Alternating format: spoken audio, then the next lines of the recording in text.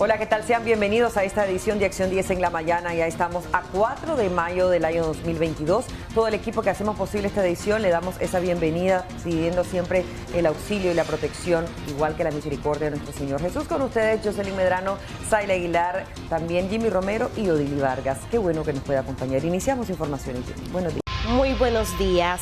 13 rescatados, 1 sin vida y 2 aún desaparecidos es lo que se maneja del derrumbe que sucedió ayer en la mina El Quemado, ubicado en el municipio de Villanueva, en Chinandega. Un equipo periodístico se trasladó hasta el lugar y este es su reporte.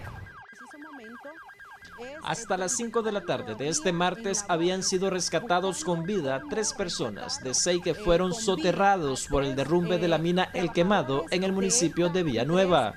Entre los que fueron rescatados de los escombros están los nombres de Eliezer Barrera, de 33 años, Jesús Gómez, de 25, y de este último, que se desconoce su identidad.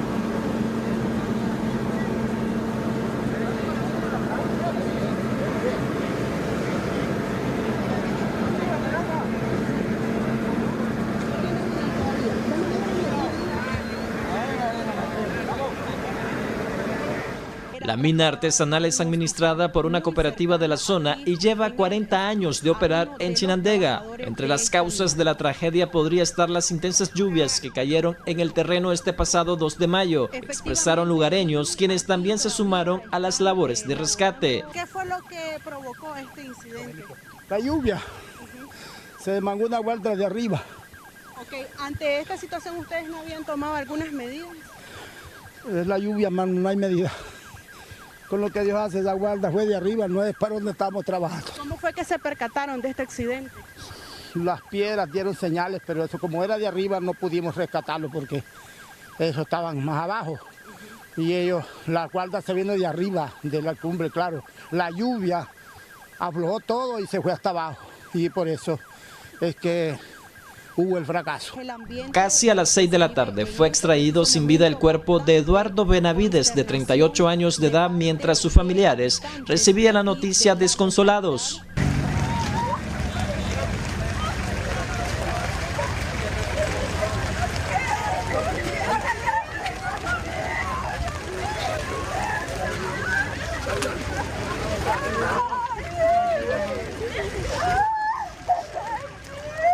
Versiones oficiales detallan que los huiriceros quedaron atrapados bajo tierra en momentos que se disponían a hacer cambio de turno tras culminar su faena. Los hechos ocurrieron entre las 12 y 1 del mediodía. Estamos en media tarde, ya casi noche. Sin embargo, durante la transmisión de esta edición, Jocelyn Rojas y el camarógrafo Erasmo Hernández continúan con la cobertura que podría extenderse a lo largo de la noche y del día siguiente debido a la lluvia que en estos momentos se origina. Jimmy Romero, Acción 10. Bueno, nosotros vamos a estar llegando y llevando esta información hasta sus hogares. Esperemos en Dios que esos dos personas o 2 guiriceros que todavía están desaparecidos puedan ser recuperados también con vida. Que Dios sea el que haga ahí su mano poderosa. Vamos a cambiar de informaciones, ya que un grupo de 50 nicaragüenses se amarran con una cuerda para cruzar el río Bravo y alcanzar su anhelado sueño americano. Es María Esther Ordóñez quien tiene la información completa. Aferrándose a una cuerda, creando una cadena humana, uno detrás del otro, para evitar ser arrastrados por la corriente, un grupo de 50 migrantes nicaragüenses decidieron cruzar este martes el río Bravo. Algunos cargaban en sus brazos a sus hijos y eran ayudados por lugareños que les orientaban por dónde debían avanzar. Las imágenes fueron publicadas por la periodista Ali Brackley en su cuenta de Twitter.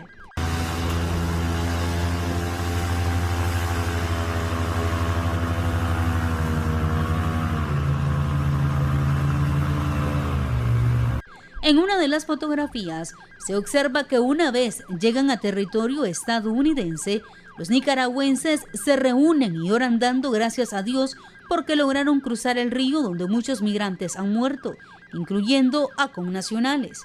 La última de las víctimas es un locutor leonés cuyo cuerpo fue recuperado el pasado domingo. Por otro lado, agentes del Instituto Nacional de Migración en México informaron que rescataron en el estado de Tabasco a 53 personas extranjeras de distintas nacionalidades que eran transportadas, hacinadas y sin ventilación en un vehículo de carga. Entre los migrantes se contabilizan a 51 adultos.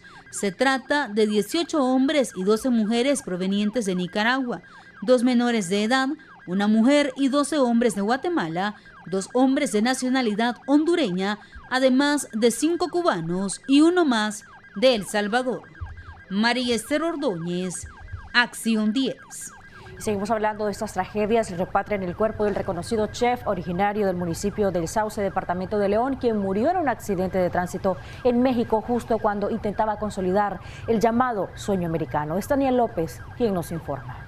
Llegan los restos mortales de Eddie de Jesús Barrera Gámez a su pueblo natal, el municipio del Sauce, León, quien murió el pasado 20 de abril cuando la camioneta en la que se movilizaba se precipitó a un abismo de 10 metros de profundidad en la autopista de Veracruz en México. Olivia Hernández, esposa del infortunado, relata a este medio que Eddie decidió perseguir el sueño americano para ampliar un pequeño negocio de pizzería que tenían en común.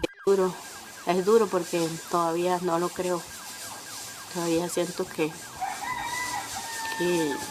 van a venir y van a decir, no, él no está muerto, él está herido, aunque está en un hospital, donde sea, pero que me digan, él está con vida. La tragedia ha consternado a los habitantes de este municipio, siendo Eddie la primera persona de esta localidad que pierde la vida en busca del sueño americano.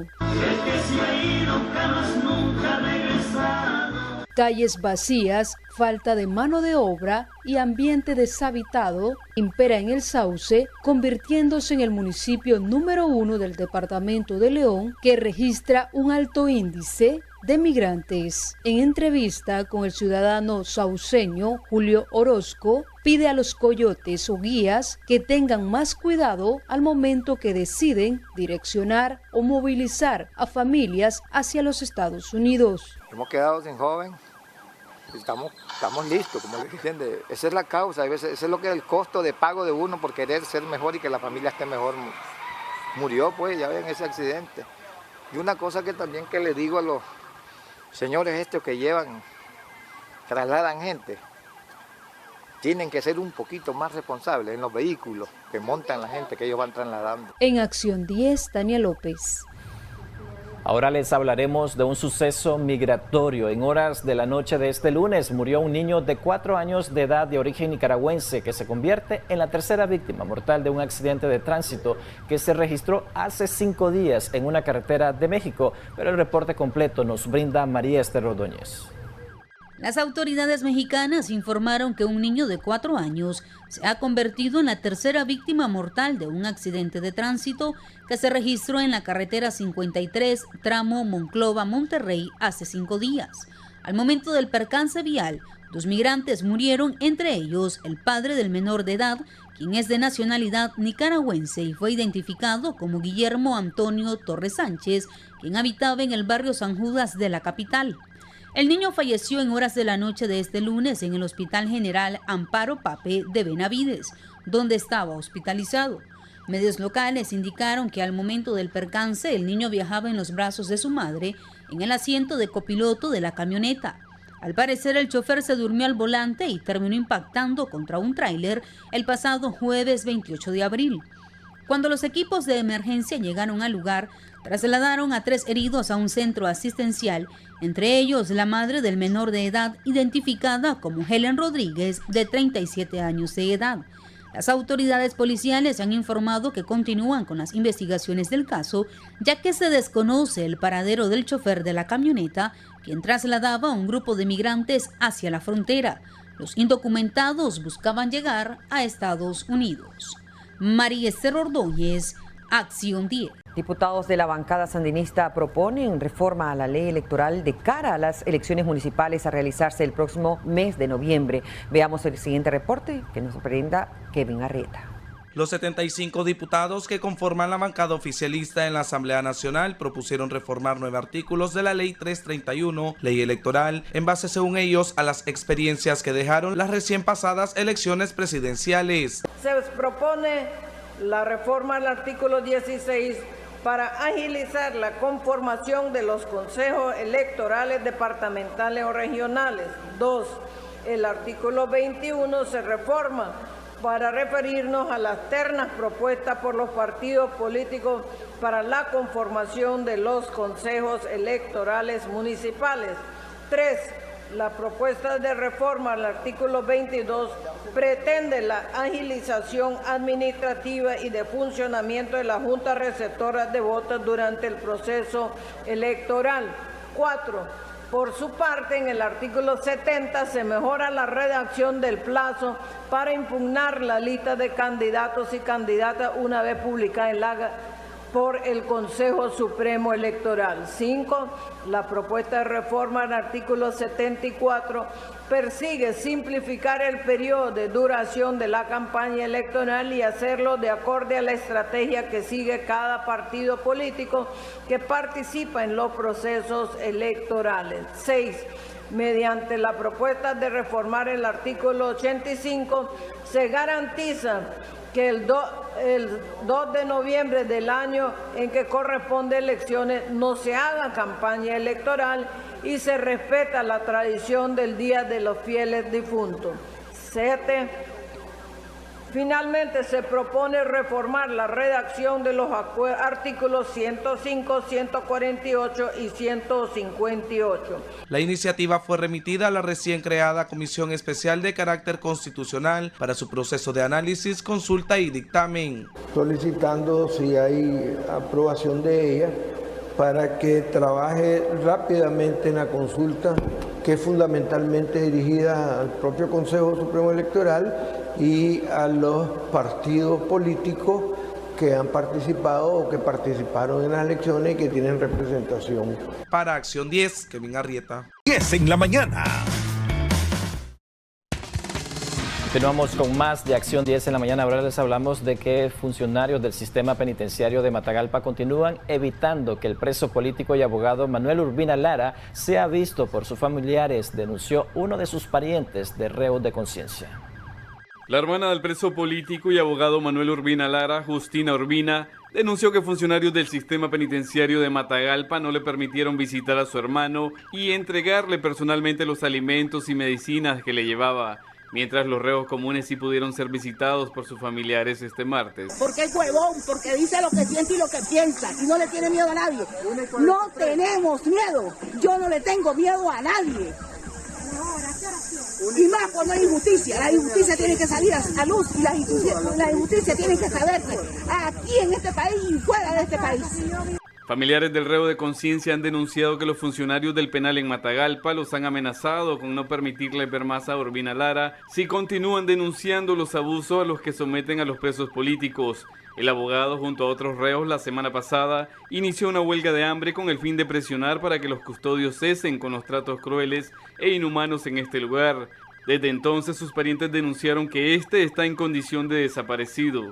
El abogado fue condenado a 4 años de cárcel luego que el sistema de justicia lo encontrara culpable de un homicidio imprudente relacionado a un accidente de tránsito. Informó para Acción 10, Carlos Larios. Desde el exilio, el secretario ejecutivo de la Comisión Permanente de Derechos Humanos, Marcos Carmona, anunció que pese a que le suspendieron la personería jurídica, el organismo seguirá funcionando desde Miami y Costa Rica. Veamos el reporte con José Abraham Sánchez. Vía telefónica, el doctor Marcos Carmona, director ejecutivo de CPDH, asegura que su organización seguirá funcionando desde el exterior y que la cancelación de personería jurídica no será obstáculo. Ha creado oficinas en Estados Unidos y Costa Rica. Nosotros siempre hemos dicho con recursos o sin recursos, con personalidad jurídica o sin personalidad jurídica, vamos a trabajar siempre promoviendo los derechos humanos. Vamos a seguir trabajando no solo aquí desde los Estados Unidos, sino que estamos buscando otros mecanismos para instaurar en las próximas semanas o meses la oficina en Costa Rica. Con él se marcharon la directora de asesoría legal y exfiscal del Ministerio Público, doctora Carla Sequeira, y el doctor Denis Darce. Ya esta semana que viene, el lunes, estamos inaugurando nuestra oficina en Miami. Vamos a seguir atendiendo por los mecanismos ya establecidos, por los correos electrónicos, por videollamada, por Zoom, ¿verdad? Y vamos a dar a conocer a los nicaragüenses que están aquí en Estados Unidos y que en su momento no pudieron poner denuncia, pues que pongan, y la oficina va a estar abierta y va a haber un equipo de trabajo, ¿verdad? Ya organizado desde la doctora Carla Sequeira, el doctor Denis Darce, 10 personas y unos colaboradores que se van a sumar también. Asimismo, el doctor Carmona se refirió a los problemas críticos de salud de su promotora, doctora María del Socorro Oviedo. La falta de tolerancia y la falta de sensibilidad humana de este gobierno de Nicaragua es lo que mantiene encarcelado injustamente no solo a la doctora Oviedo, sino que a muchos otros nicaragüenses. Nosotros estamos informando esto a la Comisión Interamericana, ¿verdad?, y a las Naciones Unidas, porque también queremos dejar sentado de que la falta de sensibilidad humana de este gobierno está exponiendo el derecho a la vida, como es el caso de la doctora Oviedo. La progenitora de Oviedo ha aclamado al gobierno con todo respeto para que se le pueda otorgar casa por cárcel. Con cámara de Erasmo Hernández, José Abraham Sánchez, Acción 10. Miembros de la Unidad Nacional Azul y Blanco una vez más solicitan al gobierno la liberación de los presos políticos y anuncian una serie de acciones para lograr este objetivo. Es Carlos Larios quien tiene el reporte. Miembros de la Unidad Nacional Azul y Blanco se sumaron a las denuncias públicas interpuestas por familiares de los 181 presos políticos que están en los diferentes centros penitenciarios en la Dirección de Auxilio Judicial de la Policía, conocidas como el Nuevo Chipote, y bajo arresto domiciliar con custodia policial. Denunciamos las torturas, los tratos crueles, inhumanos y degradantes a las que son sometidas las personas presas políticas. El régimen Ortega Murillo pone en peligro sus vidas y es urgente que sean liberados a lo inmediato para evitar otra muerte, como sucedió en el caso del general en retiro Hugo Torres Jiménez el pasado 11 de febrero del año 2022. Su muerte aún sigue impune y no se han esclarecido las circunstancias en las que ocurrió. Los parientes de los reos de conciencia han denunciado una vez más que estos siguen siendo víctimas de tortura y que su vida está en peligro, por lo que el UNAP instó a los empresarios y sacerdotes de la Iglesia Católica a sumarse a este esfuerzo que pretende ver en libertad a los opositores al gobierno. Llamamos a las organizaciones empresariales a actuar con energía frente a la actual situación que padecen decenas de nicaragüenses en las cárceles de la dictadura, incluyendo 3 de sus dirigentes gremiales. Llamamos a las iglesias, y en particular a la Iglesia Católica, a interponer sus buenos oficios ante la dramática situación que viven las personas presas políticas. Miembros del organismo opositor recordaron que actualmente el gobierno mantiene tras las rejas a 24 de sus integrantes y aseguraron que seguirán denunciando los abusos ordenados por el presidente Daniel Ortega y su esposa Rosario Murillo en los foros internacionales y en la próxima Cumbre de las Américas a realizarse desde el 6 al 10 de junio. Informó para Acción 10, Carlos Larios. Otras informaciones, pasajeros de un taxi resultan gravemente lesionados luego de que se vieran involucrados en un accidente que se registró en el lugar conocido como el puente de Musuli, ubicado a 2 kilómetros justamente al sur de Palacagüina. Veamos el reporte con Jacdiel Rivera. Varias personas resultaron lesionadas en este accidente de tránsito, el que se registró en el lugar conocido como el puente de Musuli, ubicado a 2 kilómetros al sur de Palacagüina. Ezequiel Chavarría Torres, quien es el conductor del taxi con placas MZ201, expresó que el otro chofer le invadió carril, mientras que Darwin Rodas, quien venía de la ciudad de Estelí hacia el municipio de Telpaneca, detalló que Chavarría Torres iba a exceso de velocidad, por lo que al impactar su automóvil quedó atravesado en la vía. Se me metió y solo me vino a chocar, yo lo hice a la orilla, hermano, no me mentó. O sea, yo está vivo, hermano, ¿por qué golpe? No, sí estoy golpeado. ¿No traías pasajeros? ¿Cómo no? Traía 3, salieron lesionados. Lo de Estelí para acá, él viene a toda verga, no me hace cambio de luz. Cuando yo sentí que lo tenía encima, si voy a ver que este carro es lento, imagínate cómo me lo hizo dar vuelta. Pues. Los bomberos de Palacagüina inmediatamente se movilizaron al sitio, dándole atención prehospitalaria a los lesionados, quienes fueron trasladados hacia el centro de salud de la localidad. El tráfico vehicular quedó paralizado por más de 1 hora, debido a la posición del vehículo que quedó atravesado en la carretera.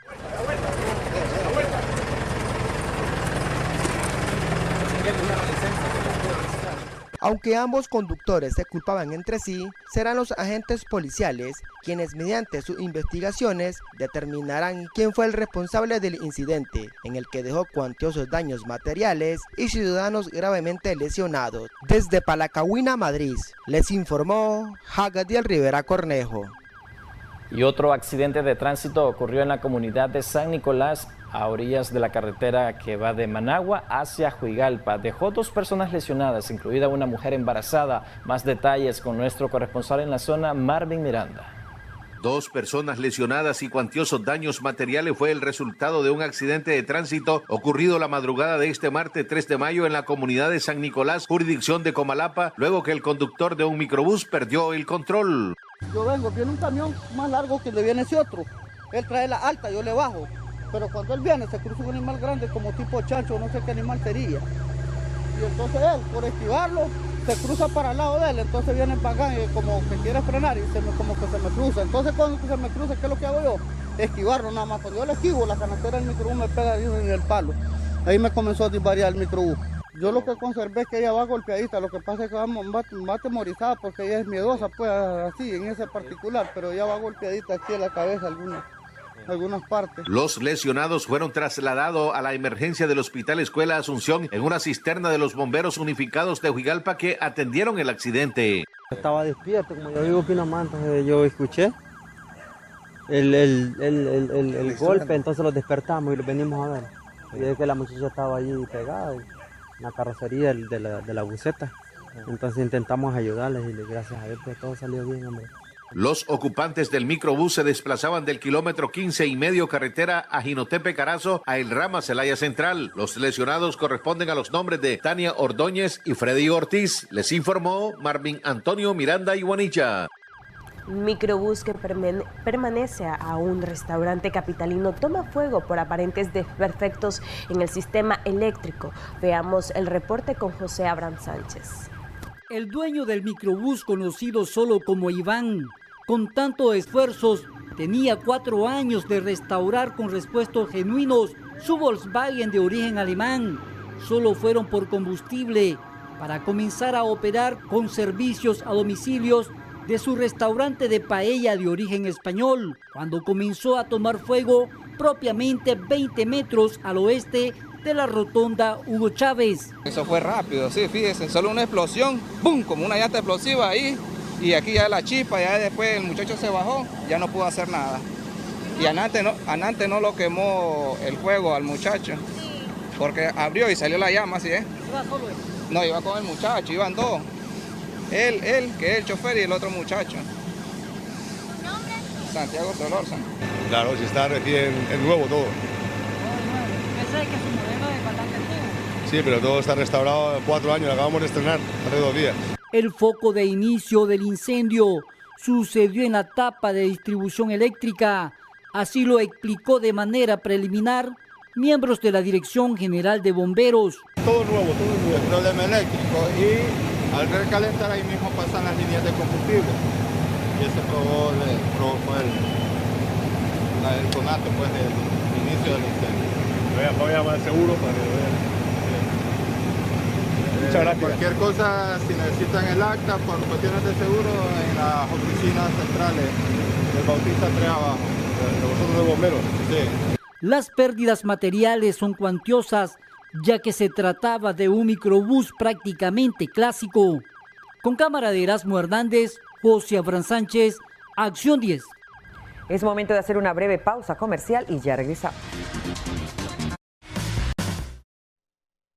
Continuamos con Acción 10 en la mañana. A pesar de que se trata de un indigente, un experto legal dice que la ley es pareja para ricos y pobres y que tampoco los padres de familia escapan a su responsabilidad. Esto en referencia al video que muestra el abuso sexual contra una menor de edad en Managua. Los detalles con José Abraham Sánchez.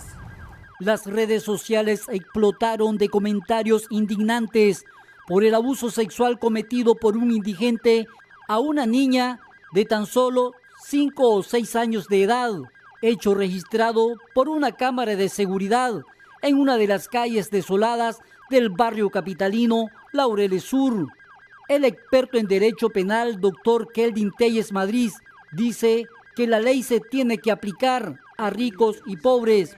La ley es para todos, o sea, la norma penal en nuestro país se aplica a todo ciudadano, sea indigente o no, sea rico o pobre. O sea, la ley en este caso, obviamente estamos ante un hecho de un abuso sexual. Y es un abuso sexual con agravante. Aunque no esté consumado. Sí, es el abuso sexual porque hubieron tocamientos. El hombre, según lo que pude lograr ver en el video, hubieron lúbricos tocamientos y el hombre la tocó. Solo con el hecho de tocarla ya la característica del tipo penal del abuso sexual se consuma. Entonces esta persona, obviamente, una vez que las autoridades la capturen, va a ser debidamente procesada por abuso sexual y también va a ser procesada por los daños psicológicos que le va a causar a la menor. El hecho ocurrió el pasado 2 de mayo. Telles Madrid asegura que también los padres de familia tienen responsabilidad penal. En relación a los padres, la ley, obviamente, los delitos los clasifica en delitos de acción y omisión. La acción es el hecho consumado pues del agresor, esta persona que llegó y abusó de la menor, pero en relación a lo que es la omisión, ahí es donde los padres deberían de tener el debido cuidado. ¿Por qué? Porque los padres podrían ser procesados, porque ellos son responsables por omisión, porque ellos debieron de guardar el debido cuidado con la menor para evitar estas circunstancias. Así que también ellos posiblemente las autoridades lo van a valorar. En mi caso como especialista, yo si estuviera como fiscal, yo acusaría por omisión en relación a los padres, porque la lesión psicológica que le va a quedar a esta menor va a ser irreparable. Aún no se sabe si el sujeto, solo conocido como May, se encuentra ya detenido, pero la ley permite en estos casos a la Policía Nacional actuar de oficio sin que no exista alguna denuncia, que aún no se sabe si los padres de la menor ya la interpusieron formalmente. Con cámara de Erasmo Hernández, José Abraham Sánchez, Acción 10.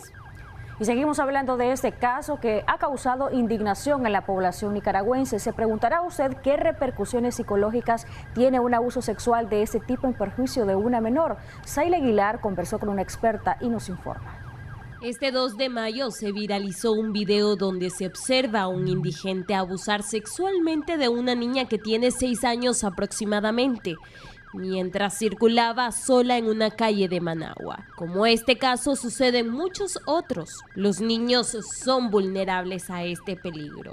Es por ello que una psicóloga explica cuáles son las repercusiones que puede tener un niño en caso de experimentar esta situación desagradable. El niño siente que se rompe algo de él, de su intimidad, donde un adulto está tocando su cuerpo y donde puede en ese momento tal vez no asimilarlo y dejarlo como en el subconsciente. Algo horrible me pasó y a veces por pena el niño no lo dice. Entonces puede quedar como un trauma si, en dependencia de la edad del niño, ¿verdad? Queda más marcado o no, pero igual hay situaciones que más adelante en su edad posterior, por ejemplo en su etapa adulta, cuando él tenga una relación sexual y sienta que alguien se le acerca de una manera imprevista, esa persona va a tener cierto rechazo y puede llegar a tener, las personas que han sido abusadas sexualmente, pueden llegar a tener traumas a la hora de tener sus relaciones íntimas con su pareja. Por lo que la psicóloga Alba Roni recomienda a todos los padres de familias estar pendientes de sus niños para evitarlo.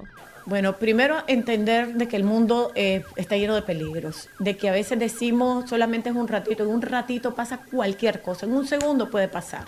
y no podemos hacer absolutamente nada si nosotros perdemos de vista a nuestros hijos. Otra de las cosas importantes es que cuando este tipo de situación se dé y nos damos cuenta de que alguien abusó, aunque sea, pues, que a veces decimos, no, pero solamente es manoseo, o sea, eso es abuso sexual. Y cuando se dé algún tipo de situación como esta, denunciémoslo. El abusador sexual puede provenir de cualquier círculo social, desde personas desconocidas hasta amigos de la familia. En caso de sufrir una circunstancia similar, denuncia al agresor. Saily Aguilar, Acción 10. Epidemiólogo explica y exhorta a no bajar la guardia ante el COVID-19, dado que no se descarta un nuevo brote, a pesar de que el informe de las autoridades sanitarias reflejan una disminución en el número de casos. El epidemiólogo Álvaro Ramírez indica que aunque los informes del MINSA y de otros organismos que monitorean los contagios por COVID-19 reporten disminución en personas infectadas, no significa que se registre un rebrote a mediados de mayo e inicios de junio, luego de la gran concentración de personas durante la Semana Santa en los diferentes destinos recreativos. Realmente lo que sucede es que tenés que darle más tiempo a la Semana Santa. Normalmente el brote va a venir, el brote grande, pues viene de 4 a 6 semanas por lo menos. Toma 4 a 6 semanas construir el suficiente número de gente infestada, ¿ya? Entonces, ¿qué sucede? Esto tiene que ser ahorita para mediados de mayo, principios de junio, cuando el brote se va a dar, porque ya se han acumulado bastante y la cadena de multiplicación ha llegado a acumular mayor número de gente. Entonces, yo creo que por esa razón no ves, esto no sucede como a lo inmediato, o sea, que ahorita la gente se infectó en Semana Santa y mañana ya todo el mundo está infectado. No, esto tiene que irse multiplicando y multiplicando en la comunidad hasta que los brotes empiezan a aumentar. Eso ha sido, año con año, ha sido lo mismo. Si te recordás, la Semana Santa en los años anteriores, en el 20 y 21, fue hacia marzo y entonces los brotes empezaron ya a mediados de mayo, junio. Entonces todavía falta un par de semanas más para que empecemos a ver más casos. Es por ello que se reitera no bajar la guardia con las medidas de prevención y recordar que las vacunas solo disminuyen la mortalidad pero no evitan el contagio. En Acción 10, Geraldine Domínguez. El informe semanal del Ministerio de Salud del 26 de abril al 3 de mayo reporta 42 nuevos casos de COVID-19 confirmados. Sin embargo, la institución sanitaria mantiene la cifra de fallecidos en una persona por semana. Geraldine Domínguez sigue informándonos.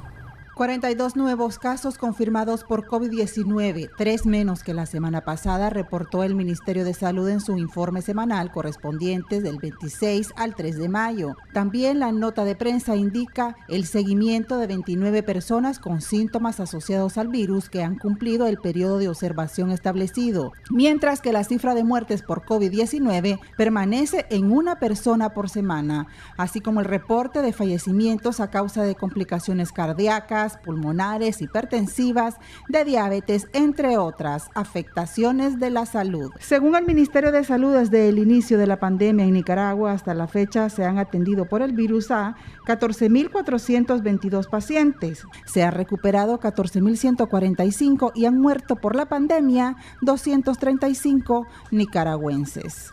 En Acción 10, Geraldine Domínguez.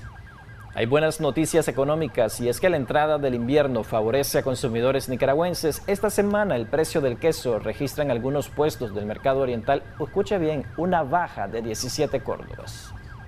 Una caída de 17 córdobas sufrió este martes la libra de queso, luego que en semanas anteriores estuviese cotizando hasta los 80.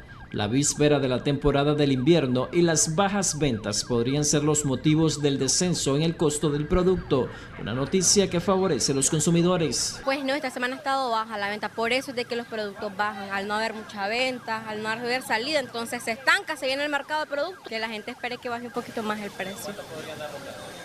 40 tal vez, la libra. Sin embargo, por la cajilla de huevos se pagará 10 córdobas adicionales. La tendencia es que siga incrementando y supere los 120 córdobas precio actual. Comerciantes de Mercado Oriental dicen desconocer las razones del alza en el precio de este alimento. Porque la gente, cuando usted le dice 120, da la vuelta. La gente quiere consumir barato, quiere huevos de 100 pesos. De 110 pesos cuando mucho. Si ellos le aumentan, se bajan más las ventas, se paraliza más. Algunas familias han manifestado que cada semana se hace más difícil obtener la canasta básica de 53 productos, mientras los salarios mínimos siguen congelados y apenas representa un promedio de 7.300 córdobas. Jimmy Romero, Acción 10. La Mesa Nacional para la Gestión de Riesgo le recordó a los productores agropecuarios que la entrada del invierno aún no se establece en Nicaragua, por lo que no es recomendable iniciar con el proceso de siembra, sino hasta la segunda semana del mes de mayo. Es Jimmy Romero con el reporte.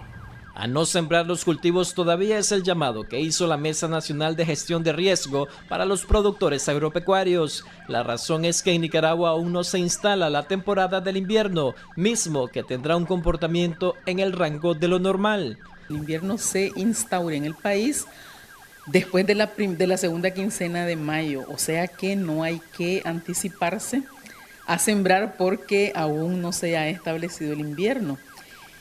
Entonces, bueno, según los pronósticos que hasta ahora se han compartido, se espera que haya un comportamiento normal. Sin embargo, con el monitoreo que realizan, no descartan que el déficit de lluvia vaya a presentarse en algunas zonas del corredor seco, donde la mayoría de productores siembran granos básicos y hortalizas. El año pasado, la ausencia de agua fue entre un 20 a 50%.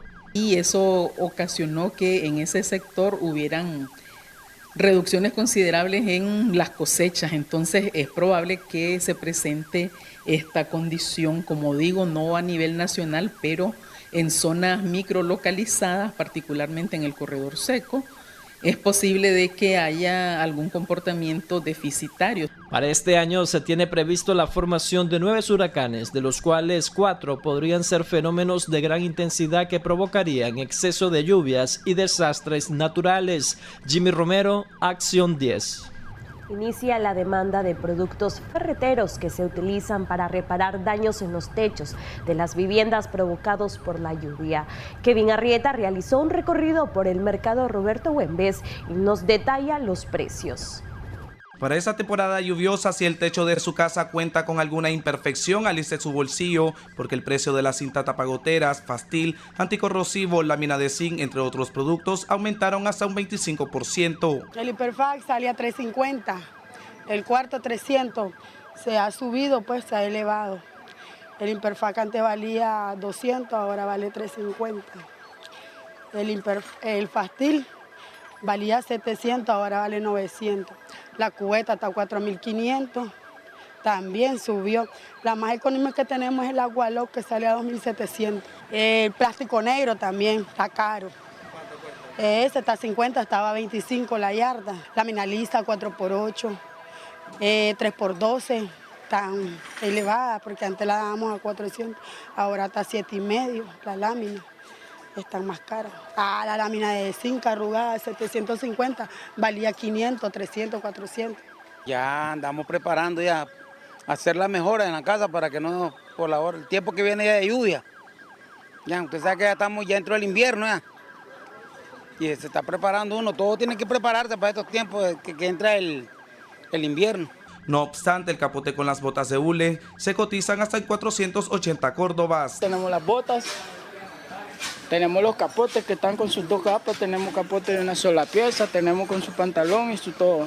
De doble pieza. Tengo unos precios accesibles, como le digo, aquí yo acomodo al cliente, aquí buscamos como que el cliente se haya satisfecho con su precio económico, ¿me entiendes? Y que vayan preparados, ¿ya? Para eso es motorizado, ¿me entiendes? Que ya anden listos, que no lo agarre la lluvia, que no se les dañe el teléfono, ni los papeles, etcétera, ¿me entiendes? Los comerciantes señalan que a pesar que todos los productos han aumentado su precio, las ventas empiezan a dinamizarse. Para Acción 10, Kevin Arrieta.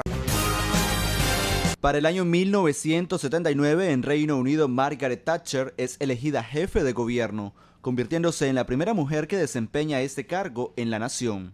Margaret Fue una política británica quien además se desempeñó como secretaria de Estado para Asuntos Sociales y luego ministra de Educación y Ciencia. Además, la mujer, quien es considerada como la más enérgica que ha ejercido ese cargo en Reino Unido, fue la primera europea del siglo XX en desempeñar el cargo de ministra, lo que le valió el sobrenombre de Dama de Hierro.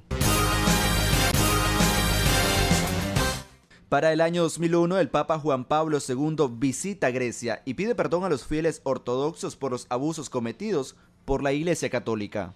Por todas las ocasiones pasadas y presentes en las que los hijos y las hijas de la Iglesia Católica han pecado por acción u omisión contra sus hermanos ortodoxos, puedan otorgarnos el perdón que le rogamos, manifestó el pontífice. Además, recordó en su discurso algunos casos que dejaron dolor y heridas en la mente y corazón de las personas ortodoxas, entre ellos la caída de Constantinopla, ocurrido en el año 1204 a manos de tropas de venecianos, que terminó con la destrucción de la imagen que había en la metrópoli. Christopher Guevara, Acción 10. Fue inaugurado el 10º campeonato de béisbol del Ejército de Nicaragua. El general Marvin Elías Corrales estuvo inaugurando en representación del comandante en jefe del Ejército, general Julio César Avilés Castillo. El Ejército de Nicaragua, desde su fundación, ha promovido esta disciplina deportiva con la visión de recrear al personal militar, promover la práctica en todas las unidades militares, motivar un sano esparcimiento. En la actualidad, el Ejército de Nicaragua cuenta con la organización deportiva Dantos, la que tiene como visión fomentar y desarrollar la práctica masiva del béisbol.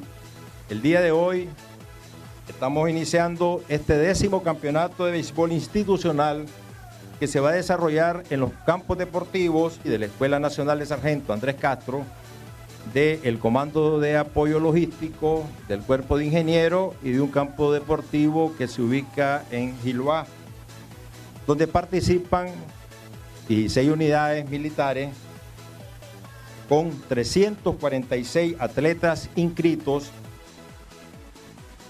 Las palabras de Marvin Elías Corrales, general del Ejército de Nicaragua, 16 unidades militares, más de 300 deportistas participando del Ejército de Nicaragua.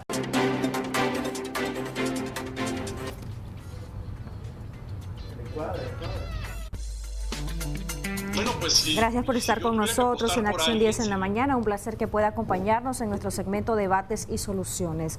Para muchos expertos, la guerra entre Rusia y Ucrania está en una situación en la que cada vez se agrava todavía más. Según la cadena internacional CNN, por ejemplo, dicen que de manera oficial podría ser declarada la guerra este próximo 9 de mayo. Esto, pues, es lo que han afirmado algunos expertos occidentales respecto al comportamiento de Rusia con Ucrania. El presidente Vladimir Putin podría declarar formalmente la guerra a Ucrania tan pronto como el 9 de mayo sea posible, una medida que permitiría una plena movilización de las fuerzas de reserva de Rusia, ya que los esfuerzos de invasión continúan vacilando, creen los funcionarios estadounidenses y occidentales. Y muchos se preguntarán por qué el 9 de mayo, porque es el día de la victoria dentro de Rusia, donde se conmemora el triunfo de la entonces Unión Soviética sobre la Alemania nazi en 1945. Y es que recordemos que hasta el momento, según algunos expertos y analistas internacionales, dicen que Putin no lo ha manejado como una guerra abierta, sino que lo ha manejado como una operación cuyos fines ha justificado en más de una oportunidad. Paralelo a esto está el nuevo paquete de sanciones de parte de la Unión Europea, mismo que ya están preparando contra Rusia, y también algunos expertos en el caso de Panamá y otros países centroamericanos dicen que ya se están sintiendo todavía con mayor auge las repercusiones económicas justamente en Centroamérica. 3 puntos que vamos a abordar hoy, entre otros relacionados a la guerra entre Rusia y Ucrania. Así es, Jocelyn, ya nos acompaña en el estudio el doctor Roger Guevara Mena, quien es analista político y ex embajador. Muchas gracias por acompañarnos, muy buenos días. Buenos días, gracias por la invitación. Bienvenido. ¿Realmente cambia en algo que Rusia declare abiertamente la guerra este próximo 9 de mayo, según las conjeturas de algunos funcionarios occidentales, o básicamente sería lo mismo? Aunque según lo que leía, van a tener una plena y más amplia movilización de las fuerzas. ¿Esto es posible? Yo creo que una declaración no cambia el hecho de la invasión. La invasión se dio y es una guerra de parte de Rusia contra Ucrania. Nadie va a decir que porque no está declarada no es guerra. Por lo tanto, es una ficción decir que por el hecho de que se declara va a recrudecer el ataque. Ya lo están haciendo. De todas maneras, hay bombardeo en distintas ciudades. Es decir, no hablemos de Mariupol, sino estamos hablando de Odessa e inclusive en la ciudad capital. Por lo tanto, no estamos hablando de que se está reduciendo o que a partir de la declaración del 9 de mayo se va a ampliar. Esto nos hace pensar de que tecnológicamente quieren compensarla una declaración con una falta de capacidad militar. ¿Cambiaría así el escenario de una oficialización de la guerra de parte de Rusia hacia Ucrania en el orden mundial? No cambiaría por parte de Rusia, pero sí por parte de Occidente. Ya teniendo una declaración en sus manos, van a demostrar de forma más abierta una solidaridad que hasta el momento no han mostrado. En este caso hablamos de que no solamente habrán tropas francesas y europeas en Rumanía y en Polonia, sino que ya podrían haber ejércitos no convencionales norteamericanos especializados en este tipo de guerra en el resto del borde de la frontera rusa. Estamos hablando de que el apoyo a Ucrania podría ser mucho más abierto, no solamente en el campo tecnológico con armas de guerra de punta, sino que también sería con personal especializado, lo que podría cambiar con mucha más fuerza el equilibrio de la guerra. ¿Cómo está justamente el equilibrio de la guerra? Según algunos funcionarios occidentales, al menos según sus estimaciones, unos 10.000 soldados rusos han muerto y que no le ha sido tan fácil a Rusia esta situación con Ucrania, esta guerra en la que hemos visto a una Ucrania fortalecida a pesar de sus debilidades reales, pero en medio de esas debilidades reales sí ha tenido una fortaleza que muchos consideran admirable. ¿Cómo usted analiza esta situación? Yo creo que es importante definir que el escenario de la guerra y los actores de la guerra son los ucranianos y que Occidente solo ha invertido armas y ha invertido en pertrechos y que por lo tanto lo que sostiene la guerra es el espíritu y la decisión del pueblo ucraniano de no permitir que Rusia imponga sus decisiones como imperio una vez más en el territorio ucraniano. Vemos que este ejemplo que nos dan los ucranianos de cómo ellos defienden su territorio y hace que sea un modelo para el resto del mundo en cuanto que Ucrania defiende con lo que pueda, con lo que sea. Y estamos hablando de que Ucrania, una nación de 44 millones de habitantes y de 660.000 kilómetros cuadrados, tiene la capacidad de enfrentar un ejército profesional, convencional, y que a la vez puede crear en Occidente una sensación de una necesidad de protección. No podemos negar que Ucrania ha surgido a esta guerra sola. Ni siquiera Estados Unidos le ha ayudado. Estados Unidos ha seguido lo que el resto de Europa ha hecho, lo que Francia ha hecho particularmente, pero no ha sido iniciativa norteamericana, ni el apoyo militar, ni otras cosas, porque en un momento dado, como habíamos dicho, el presidente Zelensky declaró que estaba solo. O sea, que no es ninguna novedad y que por supuesto Biden le había dicho que lo que le faltaba, si había una operación especial, era tomar un avión e irse con su familia, como el presidente anterior. Lógicamente no se puede demeritar el apoyo, pero hoy básicamente el apoyo a las tropas es de países como Estonia, por ejemplo, que ha invertido el 1% de su PIB en apoyar esta guerra, como Australia, que está enviando los últimos obuses y los últimos camiones artillados para este tipo, y por supuesto, para este tipo de guerra, y por supuesto, esto nos hace pensar que la suma de Occidente, es decir, aún los países más distantes, como Australia y Nueva Zelanda, forman parte de un apoyo militar, y además de las tropas ya que están en el terreno, como son las tropas belgas y francesas, que están en Rumanía y en Polonia. Doctor, muchos analistas están poniendo la mirada sobre el 9 de mayo. ¿Qué pasaría? ¿Rusia estaría utilizando todo su armamento para invadir aún más o contraatacar aún más a Ucrania, ¿qué pasaría con las sanciones que países han estado imponiendo, que son la mayoría económica y que Rusia ha resentido ese efecto? Y también cómo reaccionarían algunos gobiernos en cuanto a este nuevo ataque o escalada armamentística. Yo creo que hay una advertencia seria del comando ucraniano a Rusia y le dijo que si se subía el nivel militar del ataque, los ucranianos iban a pasar a Rusia a hacer sentir al pueblo ruso lo que ellos están sintiendo. De manera que ya esto se generalizaría. Y los ucranianos han demostrado capacidad para hacerlo, porque están acabando con ciertos centros tecnológicos rusos, sospechosamente.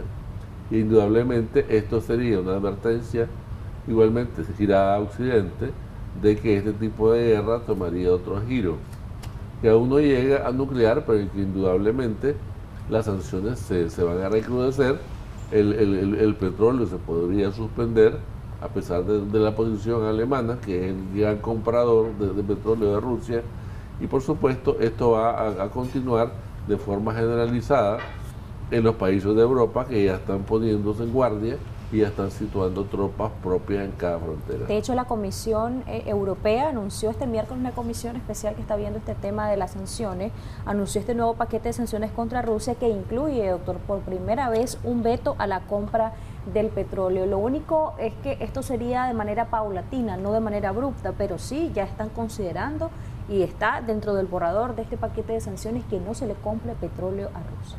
Claro, parte del embargo que sufriría Rusia, en este caso de Europa lo pretende hacer de forma paulatina, de forma escalonada, pero depende de la respuesta de Rusia, porque Rusia podría decir, entonces me lo van a hacer escalonado, entonces yo lo voy a suspender. Indudablemente para eso Europa tiene que estar preparado, y creo que ya están preparados, pero tienen que anunciarlo porque no puede aparecer Europa como beligerante, como parte de esta guerra, todavía.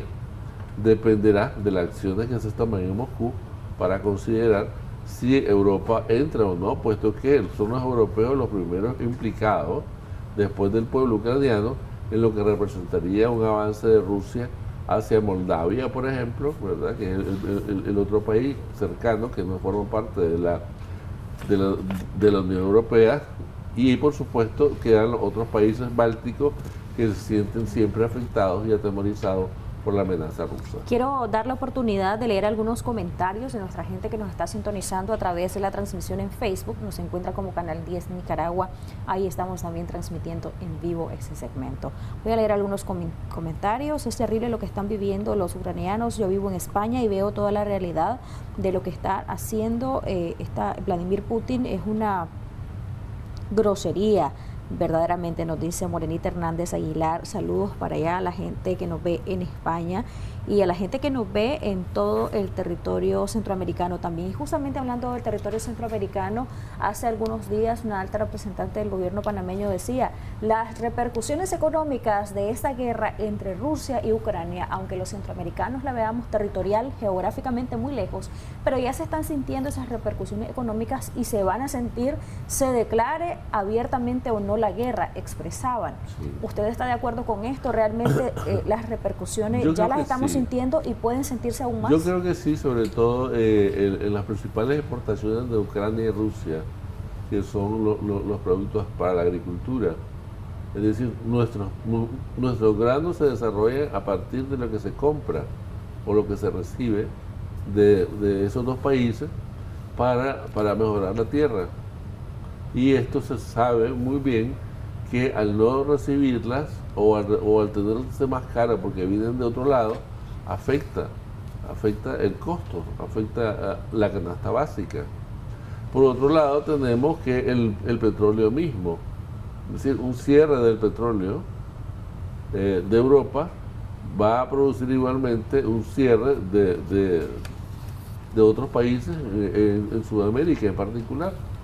Yo creo que en esto nosotros no veríamos afectados porque este tipo de embargo alcanza al tráfico de buques tanques petroleros y simplemente ya no podrían venir y nosotros podríamos vernos en cualquier momento afectados con un cierre del petróleo que compramos en Estados Unidos, que somos dependientes de Estados Unidos en petróleo, y por supuesto esta dependencia del petróleo nos crea una vulnerabilidad y como consecuencia de esta guerra Estados Unidos podría tomar medidas de seguridad para evitar que Rusia pueda venderle petróleo a algunos de los países de la región. Ahora, a nivel internacional se ha hablado y especulado respecto a la salud del presidente ruso Vladimir Putin y supuestamente que es un estado grave de salud y que incluso tendría que ser intervenido quirúrgicamente.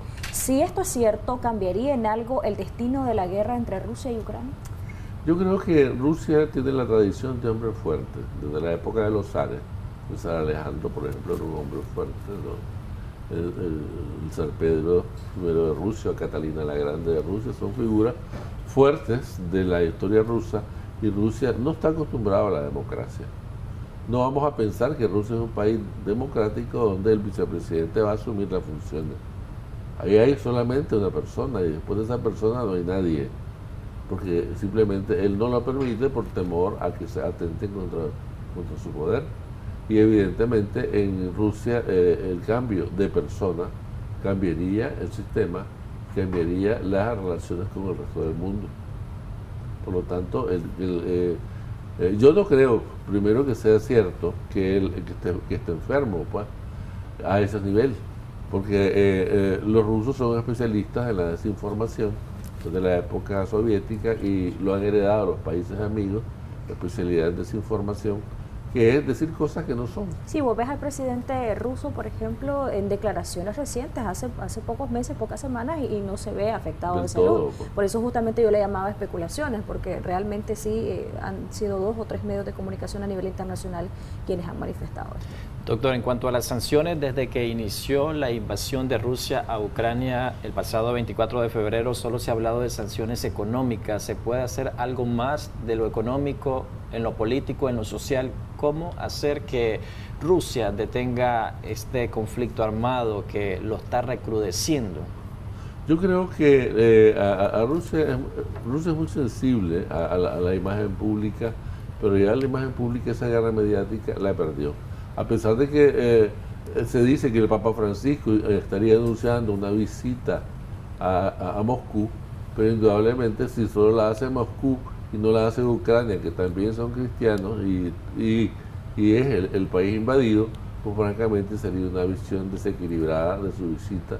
Y además de la pompa en la visita no habría nada más que considerar que una simpatía ciega por un país que está invadiendo a otro. Pues. Por otro lado, las presiones económicas son fuertísimas, tanto de Estados Unidos como por la Unión Europea, y los aliados que podría tener, en caso China o la India, de forma solapada, indudablemente que no van a enfrentar un bloque como el de Europa y Estados Unidos juntos, puesto que no estaría en capacidad de soportar las sanciones económicas que les pudieran De hecho, venir. hay quienes no ven, y hablo de analistas internacionales, no ven a China con la fortaleza que se veía antes. No, es que China no la tiene. China sabe que está en una guerra comercial en la cual no tiene todas las posibilidades de ganar, que en un momento dado su tecnología podría verse desfasada y podría ser superada por la tecnología americana. ¿Qué aliados podría tener el presidente Vladimir Putin de Rusia? Hemos escuchado de Venezuela, algunos países latinoamericanos. Yo creo que los países latinoamericanos en este momento están a la expectativa, que es lo más saludable, ¿verdad? Puesto que, si bien es cierto, en Venezuela hay tropas rusas, hay en México, hay una base satelital aquí en Nicaragua, pero no son suficientes, es decir, no pueden considerarse como que sean puntos de referencia en un momento en que Rusia conteste este tipo de ataques. Indirectamente, China le podría estar dando la espalda a Rusia debido a esta guerra comercial que mantiene y sostiene desde hace varios años con Estados Unidos. Yo creo que China piensa únicamente en China, es decir, y nunca ha sido amigo de Rusia. Por el contrario, ha sido adversario siempre, históricamente. Entonces, yo no creo en la amistad china con Rusia, y China, por principio, no es amigo de nadie, sino solo son amigos de ellos porque se consideran el imperio de en medio y se consideran con el derecho de ocupar todo lo que se llama Eurasia, en lo cual compiten con Rusia. Por lo tanto, yo no creo que esa solidaridad vaya a producir un enfrentamiento con los Estados Unidos, con quien tienen un conflicto verdaderamente serio en el plano comercial y tecnológico, el cual China necesita urgentemente para darle de comer a 250 millones de hambrientos que tienen en su propio territorio. ¿Ya es tarde para frenar la guerra entre Rusia y Ucrania o de qué dependería esto? Yo creo que dependería más bien de la voluntad de Vladimir Putin y darse cuenta de que perdió la guerra mediática, perdió la guerra tecnológica y que ahora tiene que enfrentar un mecanismo digno de sobrevivencia que le permita salvar su imagen, a ver si es posible todavía, de una invasión que nunca debió haberla hecho y que por supuesto esto atrae errores que se pagan en la vida pública e internacional y en el cual el pueblo ruso también va a ser parte de las sanciones o está siendo parte de las sanciones puestas por Occidente, ya que toda la dependencia tecnológica y sobre todo en materia de transferencia de tecnología que depende de Europa, no lo ha tenido. En el caso nuestro, por ejemplo, en particular, quizá únicamente en el aspecto de petróleo y en el trigo y en los productos para la agricultura, por el momento lo podemos sufrir. Yo entiendo que Panamá lo sufre porque es un centro de transferencia financiera. Sí. Y por supuesto, esta crisis lo que hace es que el dinero que produce el petróleo que se ha venido guardando en distintos lugares del mundo y entre ellos Panamá, porque es un centro financiero, ya no lo va a hacer, porque seguramente como están sacando a los rusos, le están negando el mecanismo SWIFT bancario para pertenecer al sindicato de los bancos que están consolidados en una red mundial, pues simplemente esto hace que Panamá pierda capitales en los cuales ellos los administraban a título de fideicomiso los bancos ahí establecidos. Tenemos algunos comentarios, voy a leer un comentario y pregunta a la vez de un amigo que nos ve a través de nuestra transmisión en Facebook. Israel Valle nos dice: la amenaza de una guerra nuclear es inminente si Rusia sigue siendo asfixiada.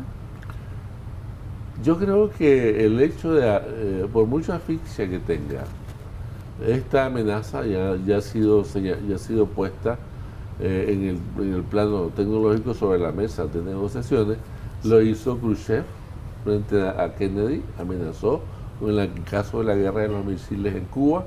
Lo hizo Gromyko frente a Juan Pablo II en el caso del grupo Solidaridad en Polonia, y le dijo que la guerra que tenía el pueblo polaco contra el gobierno comunista en Polonia en su época podía desatar una guerra nuclear.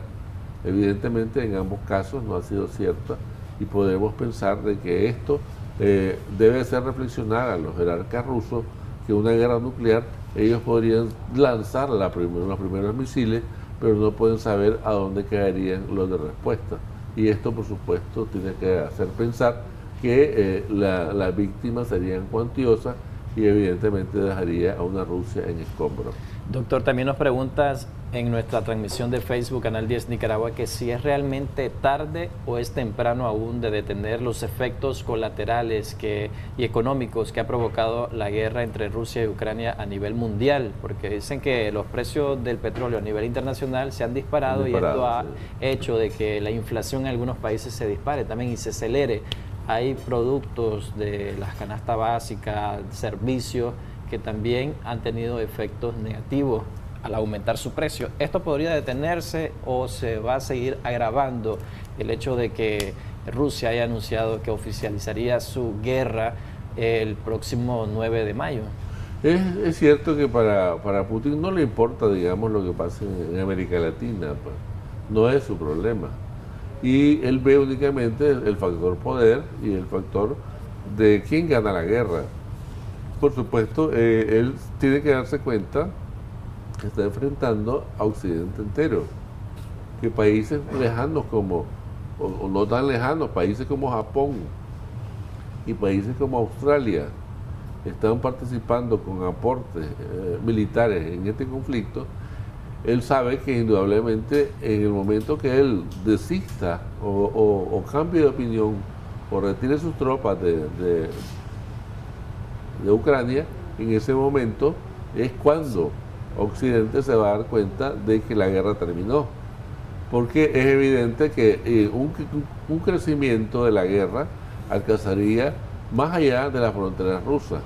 Por supuesto, con la tecnología de punta que tienen los ucranianos y con la capacidad militar que tienen de guerra de guerrilla, como son expertos los ucranianos, pues justamente crearía situaciones difíciles dentro de Rusia y es lo que se quiere evitar, puesto que una continuidad en la guerra en este momento, un reforzamiento por la parte rusa, traería como consecuencia una mayor participación de Occidente más allá de la tecnología y traspasaría la frontera rusa y se vería acosada las grandes ciudades en la Rusia. Pues. ¿Cuándo se dejarían de ver esos efectos económicos a nivel mundial, doctor? Se dejarían de ver en el momento que se desista la guerra. En ese momento la Bolsa de Valores va a anunciar los cambios. En ese momento que se haya normal tráfico de los buques tanques o buques cisternas petroleros, y en ese momento que se reinicie la producción agrícola en esos países, o que se diga que no va a haber obstáculos al tráfico, en ese momento cambiaría la situación de guerra para una situación de transición. ¿Qué peso tienen las sanciones rusas con funcionarios estadounidenses y con Estados Unidos? Rusia no es parte de la tecnología norteamericana, sino que es por el contrario, pues, es Rusia quien depende de la tecnología norteamericana, la tecnología bancaria.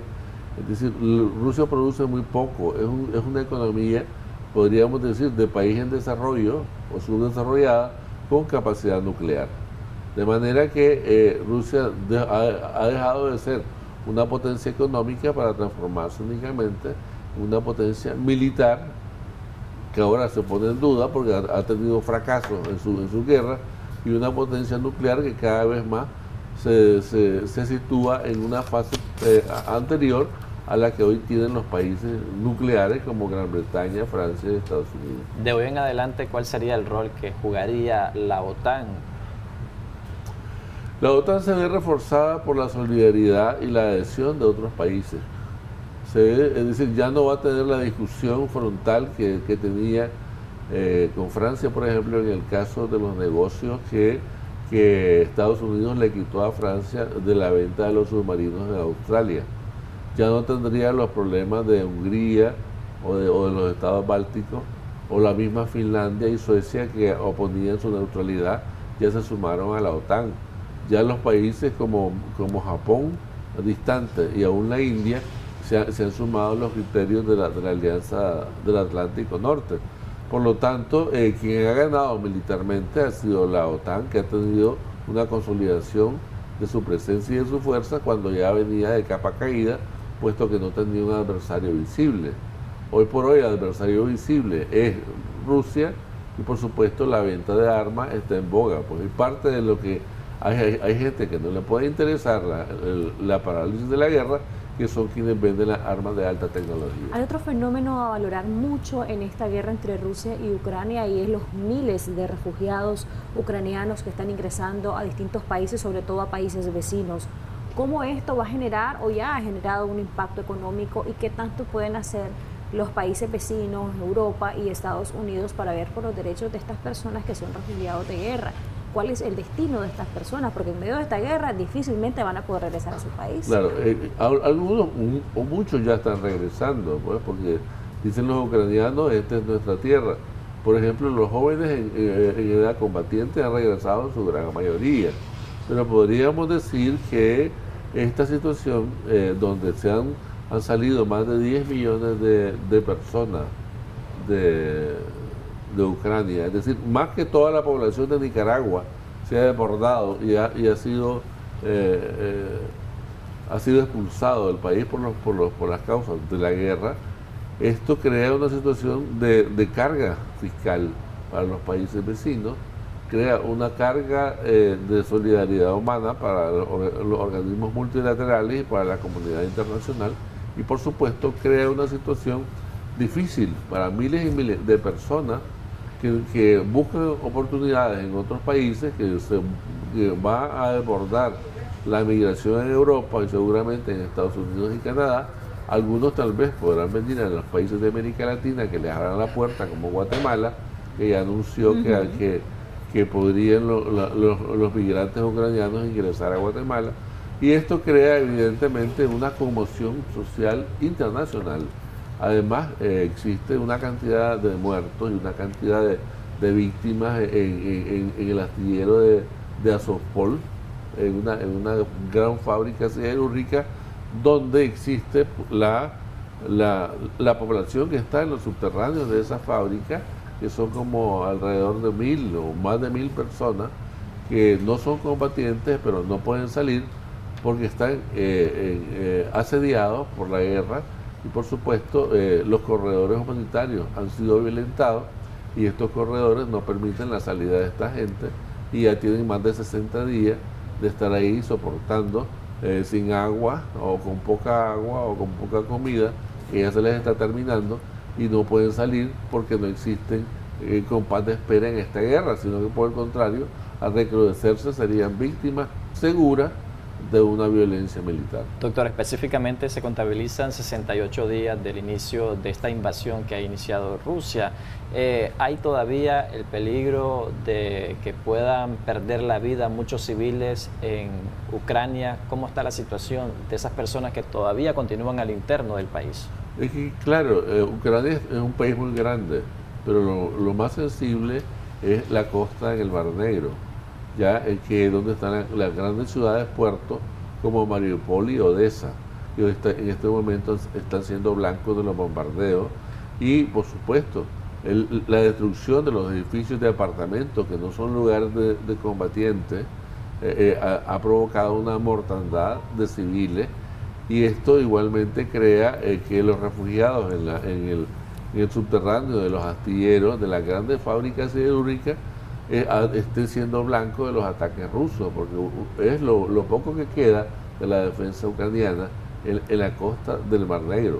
La idea de Rusia es tener un corredor a la orilla del Mar Negro que le impida a Ucrania sacar sus productos hacia el Mediterráneo, y esto crea una situación de hambruna en Ucrania, o sea, que debilita a Ucrania, puesto que le quita todas las salidas al mar. Doctor, gracias por su tiempo y por habernos acompañado. En este sentido, me gustaría que nos regale sus recomendaciones y sus conclusiones en cuanto a este tema que, creamos o no, involucra al mundo entero, y Nicaragua no es la excepción.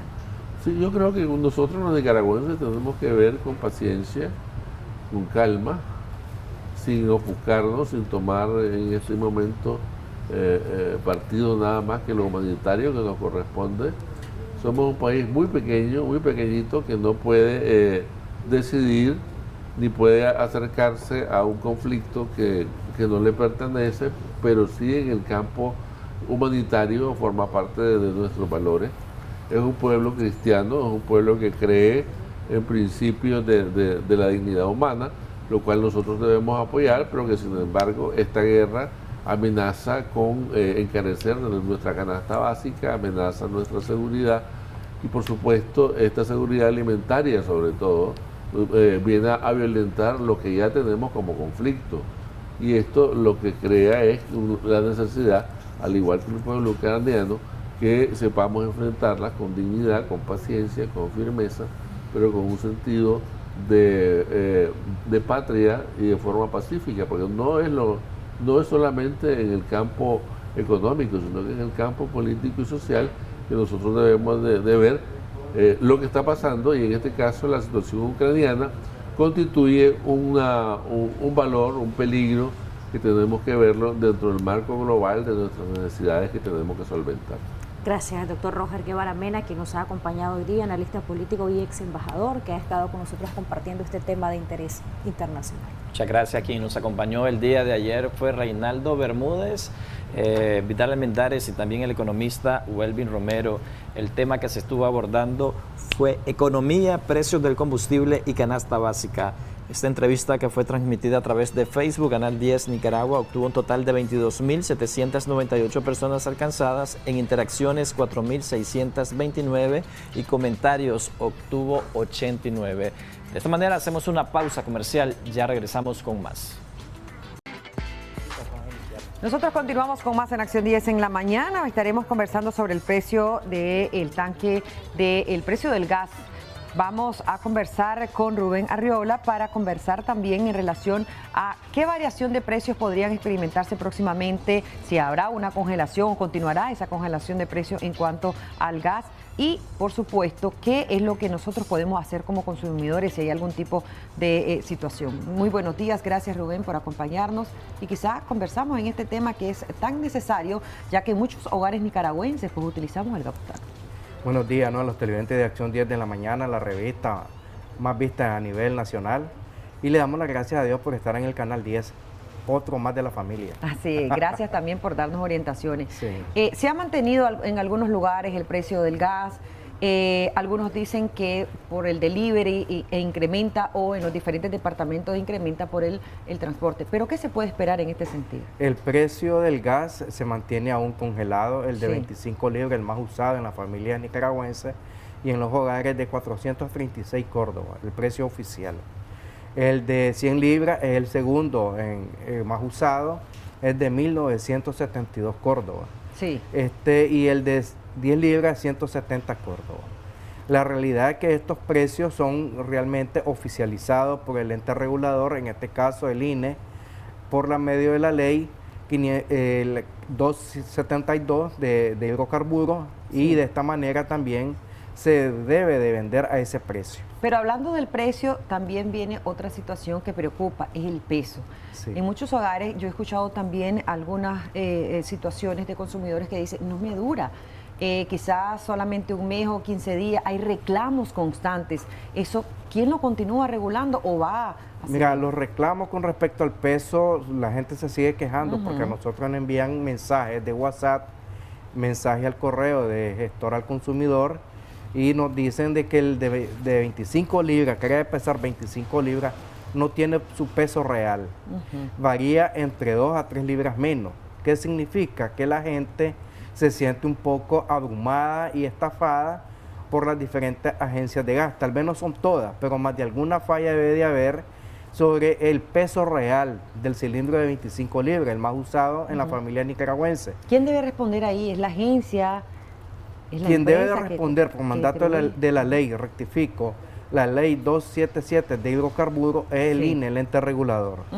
En este particular, el INE, por medio de inspectores, debe de bajar a los diferentes territorios, a las diferentes agencias de gas butano, para de esta manera llevar un control exacto. Hace años se estaba haciendo este trabajo por medio del ente regulador, e inclusive hubo un año en que se sancionó a una empresa por el llenado de los hidrocarburos de este rubro específico, el GLP. El GLP significa gas licuado de petróleo, y se sancionó a la empresa, incluso tuvo intervenido un tiempo. Después se le volvió a permitir a trabajar, pero la gente también debe de tomar mucho en cuenta algo.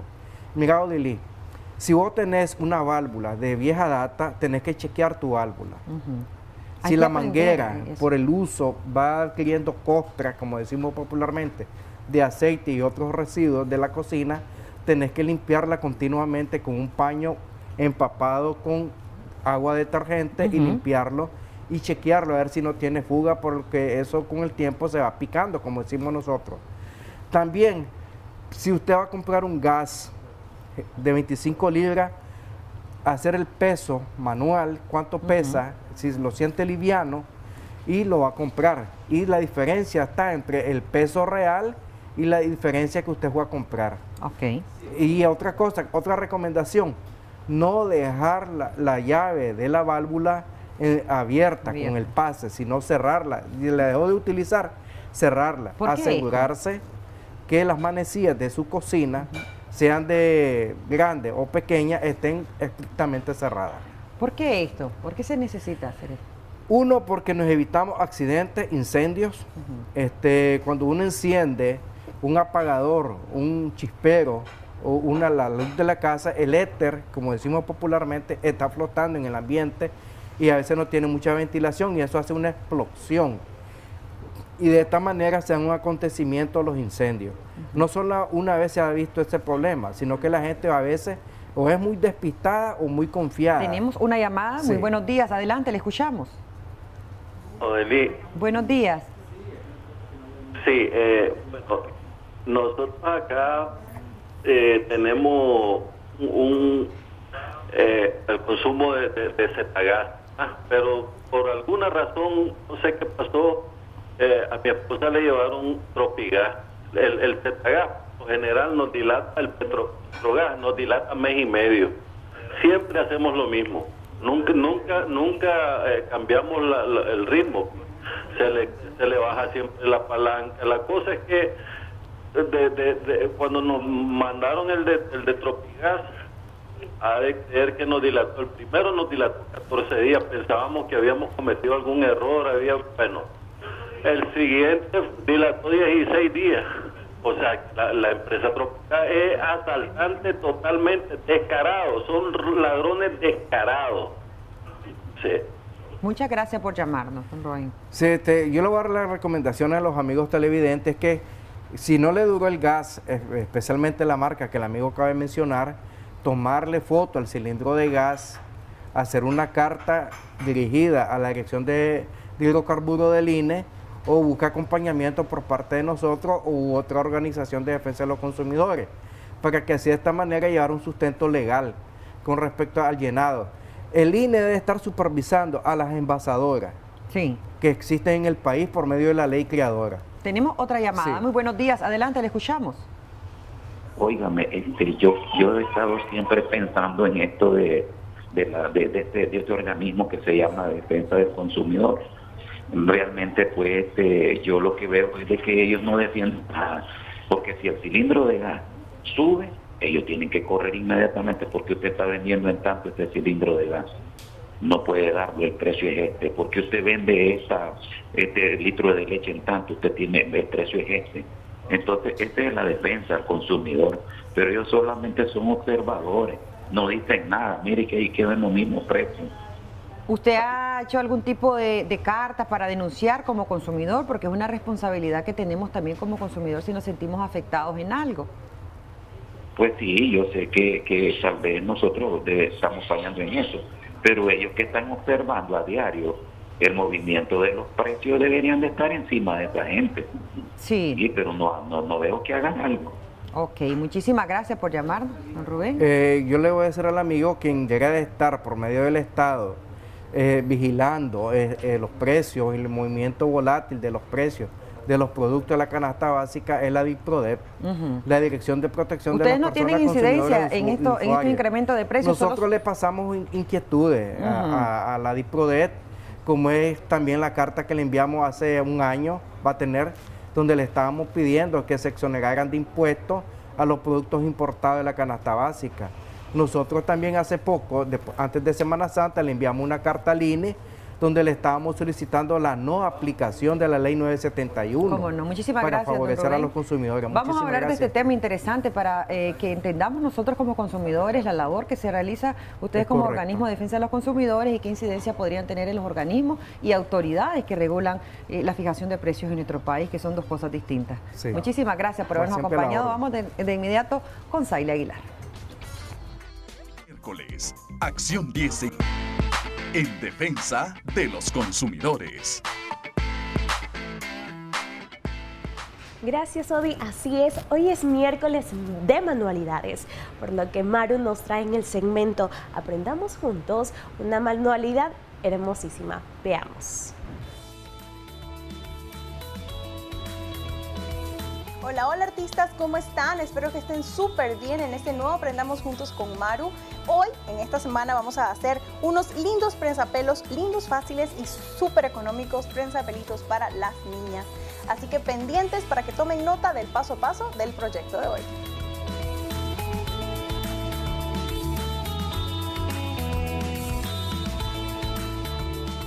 entonces vamos a cortar una franja de unos 2 centímetros. Este mide 1 centímetro, entonces vamos a dejarle un poquito a cada lado. Cortamos así.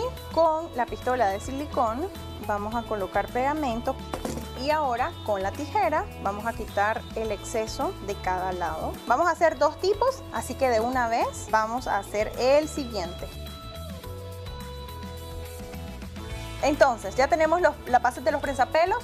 Vamos a empezar haciendo uno de Frozen. Entonces tomamos la lana, vamos a medir aproximadamente 1 yarda y vamos a empezar a doblar. Y así hasta que logremos conseguir una buena cantidad de pelos y cortamos.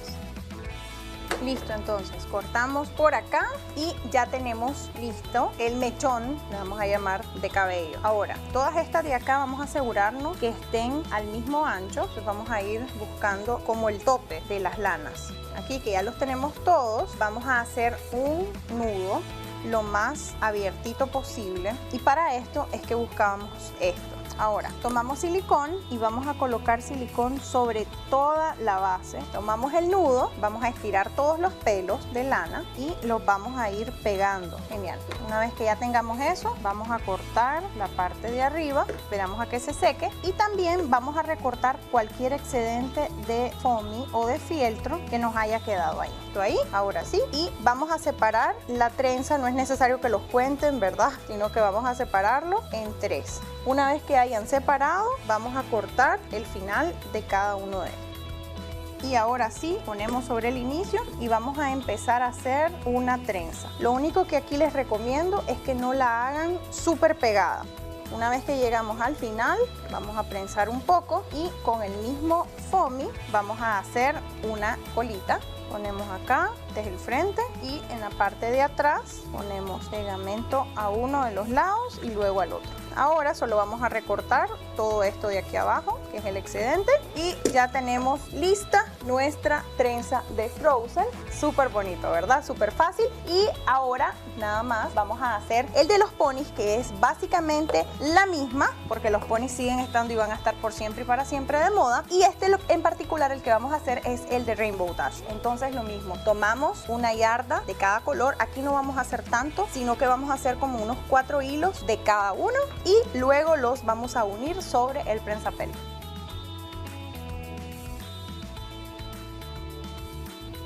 Súper, entonces aquí ya tenemos los 5 colores y a diferencia de lo que hicimos con Frozen, a estos los vamos a ir pegando de uno en uno. Tomamos los 2 celestes, vamos a poner silicón, nos aseguramos de tener las líneas súper juntas, las 4, y pegar. Jalamos así hasta que se hayan secado, ¿okay? Y así vamos a hacer con todos los colores. Súper bien, entonces aquí ya tenemos listo los pelos de la Rainbow Dash y al igual que con Frozen, simplemente vamos a recortar cualquier excedente. Yo creo que aquí le voy a tener que poner un hilo más porque no se ve bien. Aquí sí, y en la parte de arriba cortamos. Súper, súper, súper bien. Abajo lo mismo, vamos a emparejar para que todos queden del mismo largo. Súper fácil. Y ahora nuestro toque final van a ser unas estrellas de colores que vamos a pegar aquí como que si fuera un prensapelo. Así que son unas estrellas de colores. Listo. Así parece que es un prensapelo y al igual, lo mismo que Frozen, lo ponemos en el cabello de las niñas y entonces ellas van a tener así su cabello de colores. Súper bonito, lo pueden hacer del largo que ustedes quieran y se va a ver súper bien. Lo pueden adaptar a cualquier temática, pueden hacerlo, yo no sé, ahora está súper de moda la de Encanto, así que lo pueden hacer de ella. Pueden hacerlo de cualquiera, de Jazmín, de la Sirenita, del que más les guste.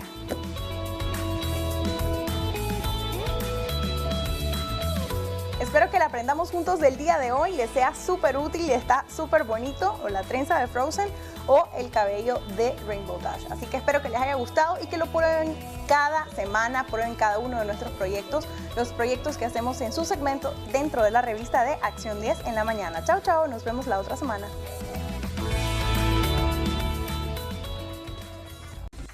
Así es, chicos, muchísimas gracias. Ya está con nosotros nuestra nutrióloga para conversar sobre la actividad física y su impacto en nuestra vida. Por ello está con nosotros la doctora Mayra Muñoz. Qué importante, ¿verdad?, es hacer ejercicios, es mantenernos activos, no solo para vernos, sino para sentirnos y estar en buena forma y sobre todo con salud. Doctora, gracias por acompañarnos nuevamente. Nuevamente, gracias a Canal 10 por la invitación. Buenos días, amable teleaudiencia de Canal 10.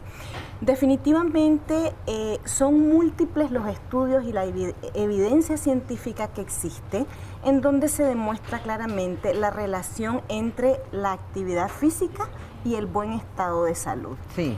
Desafortunadamente, a lo largo de las últimas décadas se ha aumentado de manera importante la incidencia del sobrepeso y de la obesidad infantil y también en la etapa adulta de la vida. Esto trae como consecuencia también un aumento de la incidencia y de la prevalencia de enfermedades que tienen que ver con el estilo de vida, como es la diabetes, la hipertensión arterial, la esteatosis hepática o hígado graso, como popularmente se le conoce, entre otros, ¿verdad? Es muy importante que, no podemos mandar a los niños al gimnasio, ¿verdad?, porque no tienen la edad para ello, pero sí desde casa podemos los padres de familia o las personas que están a cargo de ellos promover un estilo de vida saludable a través de caminatas diarias, de el uso de la bicicleta en los parques, entre otras cosas, siempre con la supervisión correcta, ¿verdad?, de cada uno de nosotros, de los niños, perdón. Por otro lado, pues definitivamente el hecho de que los niños formen parte de los equipos deportivos del colegio o que se integren a alguna actividad que promueva la actividad física, pues siempre es conveniente y es algo que los padres tenemos que estar siempre detrás de ello, promoviendo que nuestros hijos siempre estén en movimiento, ¿verdad? Ok, doctora, cuando nosotros hablamos de actividad física, yo he escuchado algunas personas que dicen, yo hago bastante actividad en mi casa porque yo limpio la casa, yo estoy constante, yo lavo la ropa, por ejemplo, yo voy de un lado a otro de mi casa, entonces eso es una actividad física, ¿eso se puede considerar también como una actividad física? La actividad física que se hace con el objetivo de cuidar la salud no es esa, ¿verdad? Esa es la actividad que normalmente nuestro cuerpo reconoce como la actividad de todos los días. Sí. Pero si nosotros nos tomamos unos 30, 40 minutos, hasta 60 minutos diarios de manera específica y única, ¿no? Para la actividad física, eso nuestro cuerpo sí lo va a reconocer como una actividad física diferente a la de siempre, como lo que vos mencionaste. Sí. Es importante mencionar que, dado que el mundo entero o las autoridades sanitarias a nivel mundial están preocupadas por el aumento de la incidencia del sobrepeso y de la obesidad, no solo en niños, también adolescentes y personas adultas, y que esto conlleva consecuencias como un aumento de los casos diarios de diabetes, de hipertensión, de hígado graso, entre otros, pues es importante que sepamos cuáles son los beneficios específicos de la actividad física, sobre todo a nivel metabólico y específicamente hablando de la salud, ¿verdad? Sí. Primero, pues la actividad física promueve que tengamos un peso adecuado, un peso saludable. Esto definitivamente disminuye el riesgo de llegar a desarrollar prediabetes, diabetes, hipertensión arterial, entre otras enfermedades metabólicas. Que están afectando mucho, doctora, hoy día. Bastante. Por otro lado, se dice que una actividad física moderada puede lograr disminuir entre 6 y 10 milímetros de mercurio la presión arterial. Este es un dato muy importante en personas que padecen de hipertensión arterial y que toman ya tanta medicina que no logran controlarla. Y esto, más una pérdida de peso adecuada, disminución de la cantidad de ingesta de alcohol o de sal en la comida, contribuye significativamente también a disminuir los niveles de presión arterial. Ahí, doctora, quizás nos recomienda, porque siempre ustedes como especialistas recomiendan el poco uso de la sal en las comidas. sin embargo se continúa dando esta situación, incluso incluyen muchos ingredientes a las comidas cuando se puede comer algo natural. Si va a hacer una carne fría, por ejemplo, no es necesario aplicarle tantos condimentos. Entonces, ¿cómo poder tener ese balance, doctora? Incluso si se va a comer una porción de papa, no comer tallarines o no comer arroz, ¿cómo hacer para poder entender ese tipo? Ciertamente las autoridades sanitarias tienen un gran trabajo por realizar, porque este tema de la educación o de la culturización en cuanto a alimentación se refiere, es un tema que compete a las autoridades sanitarias a nivel mundial. Sí. En los colegios nuestros hijos deberían de aprender sobre la nutrición, en los hogares también debería de ser, así como les enseñamos a nuestros hijos a ahorrar, por ejemplo, deberíamos también de enseñarles a comer, pero primero los padres de familia tienen que aprender. Tenemos que aprender, ¿verdad? Mucho. Por otro lado, no solo es un asunto de peso saludable o de mejorar los niveles de presión arterial, el problema de los lípidos altos, de triglicéridos, de colesterol, es un problema real a nivel mundial. ¿Tiene que ver con la alimentación también? Tiene mucho que ver con la alimentación y la falta de actividad física. Está comprobado científicamente que si nosotros realizamos ejercicio más tenemos una alimentación balanceada y equilibrada, se nos van a disminuir los niveles de triglicéridos si los tenemos altos, de colesterol malo o LDL, que es el colesterol que tenemos que procurar mantener en niveles óptimos, y del colesterol bueno, que es el HDL, porque este ejerce un efecto protector que nos protege, valga la redundancia, de problemas cardíacos, ¿verdad? Por otro lado, la prevención de la diabetes es un tema muy importante. Si nosotros tenemos un peso saludable acompañado de un nivel de actividad física moderado y regular, ¿no? ¿Verdad? Vamos a disminuir significativamente el riesgo de esto, sobre todo si genéticamente estamos predispuestos a la diabetes. Sí, ya tenemos en línea nuestros números telefónicos. Si desea hacer alguna consulta al 2222-7808, con muchísimo gusto, aquí está nuestra especialista para que nos dé esos tips importantes que a veces decimos, es que no sé cómo alimentar a mi hijo, no sé cómo alimentarme yo. Incluso si está iniciando su embarazo, es muy importante y relevante la alimentación, pero también la actividad física, doctora, porque a veces se cree, estoy embarazada, no puedo hacer ya ejercicio. Entonces, en todos los niveles es necesario, pero nos preguntaban también, y si es una persona de la tercera edad que ya no puede realizar actividad física, ¿qué otra opción podemos darle? Aquí surge algo muy importante que no podemos dejar de comentar. Nosotros tenemos que convertirnos en personas que entienden que la prevención es importante. Sí, ya hablamos de eso, de la prevención, solo démosle espacio a esta llamadita. Claro, muy buenos días, adelante, ¿le escuchamos? Sí, buenos días. Quería preguntarle a la doctora cuál sería una recomendación. Bueno, a mi mamá recientemente le realizaron una biometría hemática y ya van 2 o 3 veces que le aparece el colesterol y los triglicéridos altos. Esta vez son los triglicéridos. Ella dice que reduce la sal, las grasas, pero igual le siguen apareciendo los triglicéridos. Entonces, ya no sé en qué más puedo orientarla yo para mejorar y disminuir los triglicéridos al menos. Gracias. ¿Y qué edad tiene su mamá? Tiene 55. ¿No padece de ninguna enfermedad crónica? No, su única enfermedad es de alergia, totalmente diferente. ¿Cómo no? Muchísimas gracias por llamarnos y quizás nos deje el número y el nombre completo de su mamá para que la doctora también le dé una valoración directa. ¿Doctora? Claro que sí. Los triglicéridos no solamente son consecuencia directa del consumo excesivo de grasas, también de azúcares. Entonces, reduzca la cantidad de azúcar y trate de que la mamá camine por lo menos unos 20 minutos todos los días. Solo cerramos la idea también, doctora, en relación a las personas de la tercera edad o aquellos que no pueden hacer ejercicio físico. Las personas de la tercera edad tienen un serio problema de desmineralización ósea. Eso significa que pierden calcio en sus huesos, ¿verdad? Y sus huesitos son frágiles. Entonces, no podemos poner a saltar a un paciente de la tercera edad, ¿verdad? Pero sí puede ir a caminar. Sí podemos acompañarlo en el patio, darle unas 6 vueltas al patio, nunca solos, porque si se nos caen, se nos pueden fracturar, ¿verdad? Y no es conveniente. Pero siempre la actividad física, tanto en la niñez, la adolescencia, la adultez o la tercera edad es importante, tiene que formar parte de nuestro diario vivir. Gracias, doctora Mayra Muñoz. Ahí veíamos los números de teléfono en pantalla. Si quiere llamar a la doctora, hacerle una consulta, es importante. Recordemos que la medicina es preventiva antes, ¿verdad? No estarnos exponiendo en algunas situaciones. Gracias por habernos acompañado, doctora. Con mucho gusto. Vámonos con Jimmy Romero. Adelante, buenos días.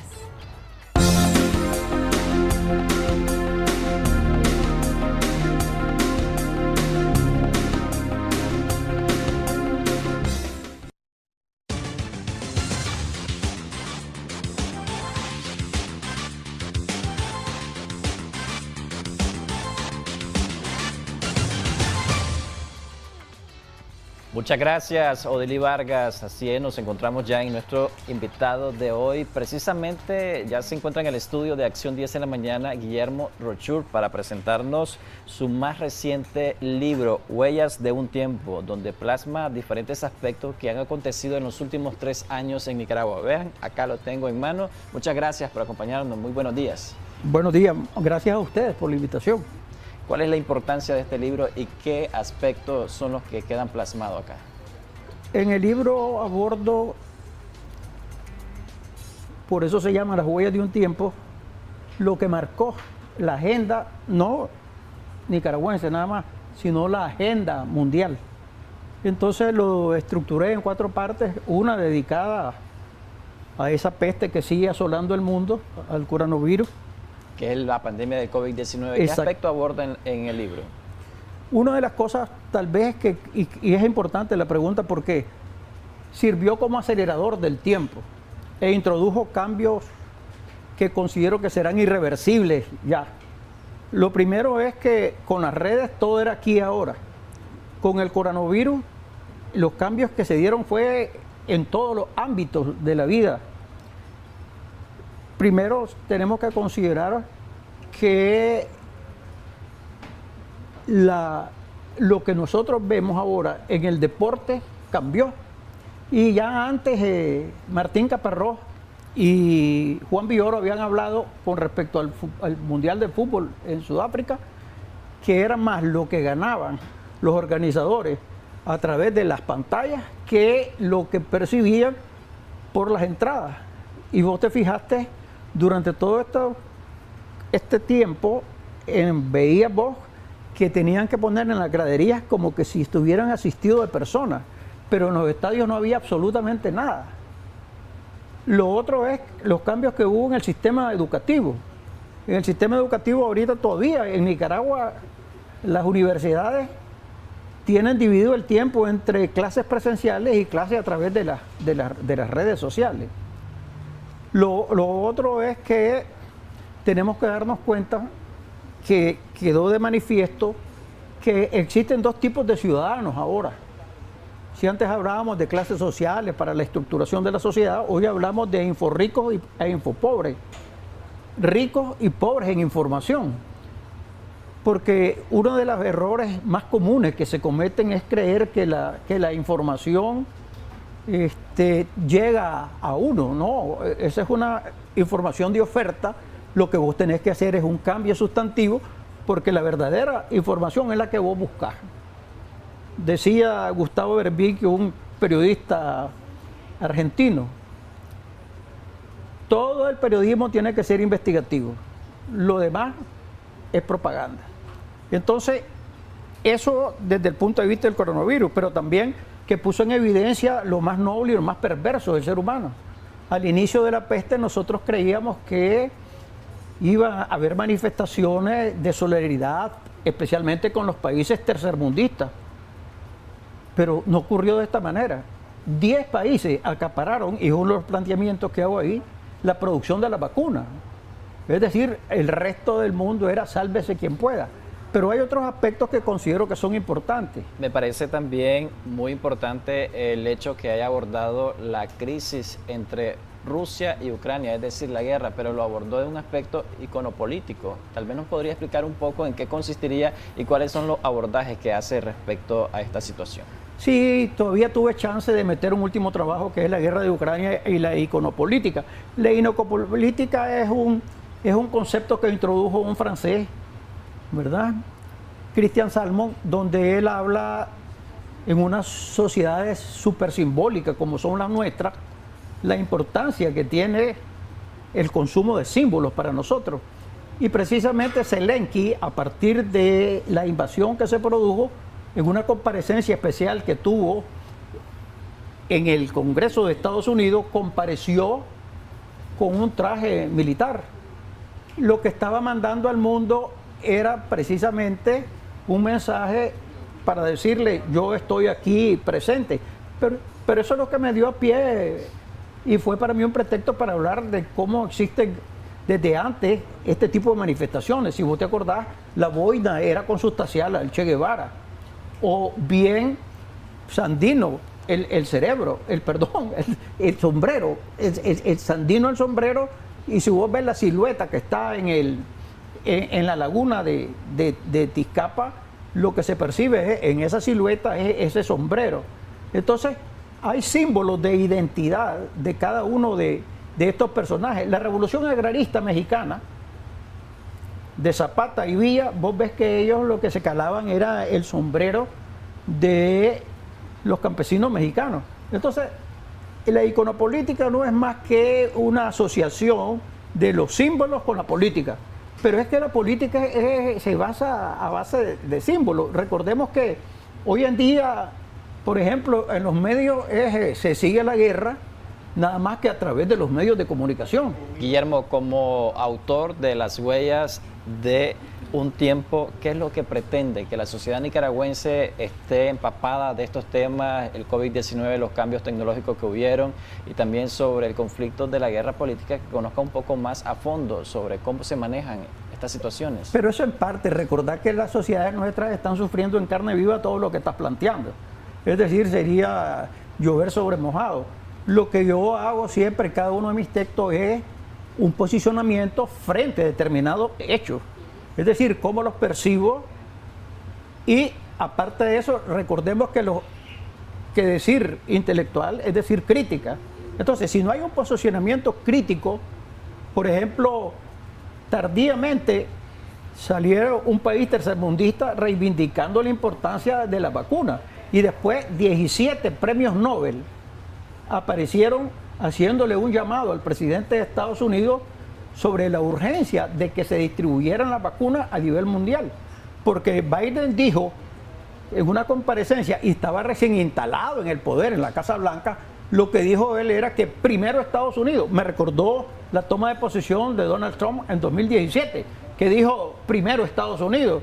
Bueno, yo creo que sí, que la caridad comienza por casa, pero que la responsabilidad que tienen estos grandes países frente a nosotros y las relaciones históricas que se han manejado, pues esto debería de impulsarlos a ellos a establecer relaciones un poco más humanas. Para darles a conocer a la audiencia, ¿dónde pueden encontrar Las huellas de un tiempo, el libro, y cuántas ediciones son las que tiene? No, esta es una primera edición de 2.000 ejemplares. De 2.000. ¿Dónde la pueden encontrar? ¿En qué librerías? En Literato. Literato, ok. Bueno, el último mensaje para que la población pueda comprarlo y que pueda ya tenerlo en mano, este tiraje. Al final, en el último capítulo, incluyo varios temas de personalidades nicaragüenses. Jaime Chamorro Cardenal, Otto de la Rocha, Ignacio Briones Torres, Roger Sánchez Flores, y un homenaje paralelo que le hago a dos de periodistas que de una u otra manera, cuando yo comenzaba siendo estudiante de Derecho en la Universidad Centroamericana, y que influyeron de una manera determinante mientras los años que hice periodismo, que fue el doctor Pedro Joaquín Chamorro y Danilo Aguirre Solís.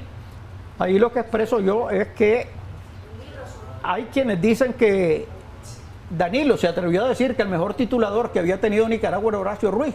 Yo digo ahí que me dispense Danilo, pero yo creeré hasta el resto de mis días que el mejor titulador que ha habido en Nicaragua a través de la historia es Danilo Aguirre Solís.